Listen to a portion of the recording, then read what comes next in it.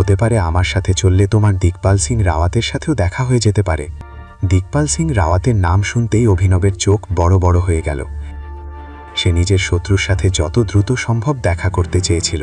ইতিমধ্যে আকরম বলল, দিকপালের চেয়ে বেশি আলায়না থেকে সাবধানে থেকো, ও হলো সুইট পয়জন। তোমাকে নিয়ে যাওয়ার জন্য আমি আমার এক লোকের সাথে কথা বলে নিয়েছি। সে তোমাকে আমার রেস্টুরেন্ট থেকে পিক করে নেবে। আর হ্যাঁ, এই ভিআইপি কার্ডটা নিজের কাছে রাখো। শহরের সব বড় বড় মানুষের কাছে এই কার্ড আছে। কেউ তোমাকে বিরক্ত করলে শুধু এই কার্ডটা দেখিয়ে দিও। অভিনব কার্ডটা নিল এবং মন দিয়ে দেখতে লাগল। এই কার্ডের নিচের অংশে একটা ছোট বাঘের ছবি খোদাই করা ছিল। আকরম অভিনবকে বলল, যদি লোকে জানতে পারে যে আসল টাইগার তুমি, তবে মানুষ তোমাকে ভগবানের মতো পুজো করতে শুরু করবে। একথা শুনে অভিনবের মুখে হাসি ফুটে উঠল এবং সে কার্ডটা পকেটে রেখে দিল। এখন আগে কি হতে চলেছে? কি হবে যখন অভিনবের সাথে আলায়নার দেখা হবে? আর সে কি আজ নিজের শত্রু দিকপালকে দেখতে পাবে? আলাইনার সাথে দেখা করার খবর পাওয়ার পর অভিনবের দিনটি খুব দ্রুত কেটে গেল। আজকের যে কাজগুলো বাকি ছিল সেগুলো সে আগামীকালের জন্য রেখে দিল। অভিনবের মনে শুধু আলাইনার সাথে দেখা করার উত্তেজনা ছিল না, বরং সে অনন্যার বাড়ির এক পরিচারিকার কাছ থেকে শুনেছিল যে সামনের সপ্তাহে অনন্যার জন্মদিন। সেই উপলক্ষে সে অনন্যার জন্য শহরের সবচেয়ে দামি হীরের আংটি উপহার হিসাবে কিনতে চেয়েছিল। তাদের বিয়ে হয়ে গেলেও অনন্যার হাতে অভিনবন নামের কোনো আংটি ছিল না। অফিস থেকে বেরোতে তার বেশ দেরি হয়ে গিয়েছিল। অফিস থেকে বেরিয়ে সে সরাসরি সেই হোটেলে পৌঁছাল যেখানে আকরামের লোক তাকে নিতে আসার কথা ছিল।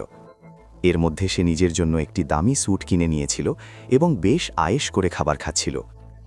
সন্ধ্যায় যখন সে নিজের ঘরে বিশ্রাম নিতে নিতে আকরামের লোকেদের অপেক্ষা করছিল, তখনই আকরামের ফোন এলো। আকরাম জিজ্ঞেস করল, সব ঠিক আছে তো? তোমার আপ্যায়নে কোনো কমতি নেই তো? অভিনব উত্তর দিল, একদম না, সব খুব ভালো আছে। ইতিমধ্যে তার দরজায় টোকা পড়ল। অভিনব উঠে দরজা খুলতেই দেখল সামনে দুজন লোক দাঁড়িয়ে আছে। একজন বলল, স্যার, আমার নাম কৈলাস, আর এ হলো সংগ্রাম। আমাদের আকরাম স্যার পাঠিয়েছেন। আমরা আপনাকে অকশানের জন্য নিয়ে যেতে এসেছি। অভিনব মাথা নেড়ে সায় দিল এবং বলল, এক মিনিট।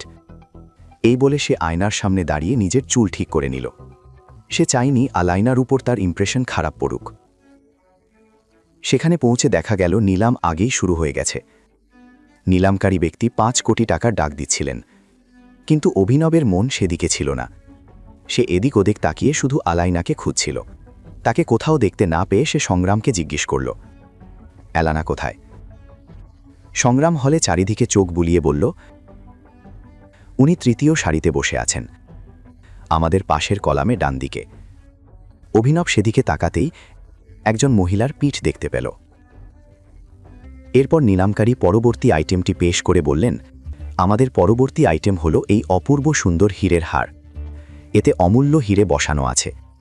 কে নিতে চাইবেন এটি? এর ডাক শুরু হচ্ছে 10 কোটি টাকা থেকে।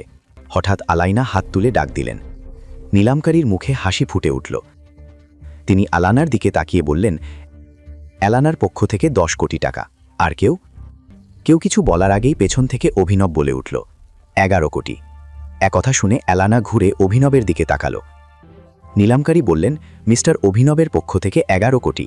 আলাইনাও তৎক্ষণাৎ পাল্টা ডাক দিল, 15 কোটি। শুনে অভিনব হাসল এবং বলল, 15 কোটি 111 টাকা। পেছন থেকে কেউ একজন বলে উঠল, ভাই, এ কেমন পাগলামি? নিলামকারী অভিনবর বলা অঙ্কটি আবার ঘোষণা করলেন। সংগ্রাম অভিনবের কাছে এসে ফিসফিস করে বলল, স্যার, আলাইনা ম্যাম আগে থেকেই খুব রেগে আছেন। আপনি তাকে আরও রাগাচ্ছেন কেন? অভিনব শান্তভাবে উত্তর দিল, আমি জানি আমি কি করছি। আলাইনা আবার ঘুরে অভিনবকে দেখল এবং বলল, 20 কোটি। নিলামকারী সেই অঙ্কটি ঘোষণা করার সাথে সাথে অভিনব বাড়িয়ে বলল, 20 কোটি 1 টাকা। সংগ্রাম আবার তাকে বোঝানোর চেষ্টা করল যে নিলামে অন্তত 100 টাকা করে দাম বাড়াতে হয়, কিন্তু অভিনব তার কথা শুনল না। আলাইনা এবার রেগে গিয়ে বলল, 30 কোটি। তার চোখে মুখে রাগ স্পষ্ট ছিল। সে অভিনবকে বলল, তোমার এবার পিছিয়ে যাওয়া উচিত। অভিনব উত্তর দিল, বছরে 30 কোটি টাকা অনেক বড় ব্যাপার, তা ঠিক, কিন্তু আপনাদের মতো লোকেদের জন্য। এ কথা শুনে আলায়না অবাক হয়ে গেল। সে কিছু বলার আগেই অভিনব ঘোষণা করল, 100 কোটি টাকা। এ কথা শুনে একজন লোক টেবিলে চাপড় মেরে বলল, এই হারটা তাহলে অভিনবজিই পাচ্ছেন। এই কথাটি আলায়নার কানে পৌঁছতেই সে অভিনবের দিকে চরম ঘৃণার দৃষ্টিতে তাকাতে লাগল। এখনই পকেট এফএম অ্যাপ্লিকেশন ডাউনলোড করুন, লিংক বর্ণনায় দেওয়া আছে।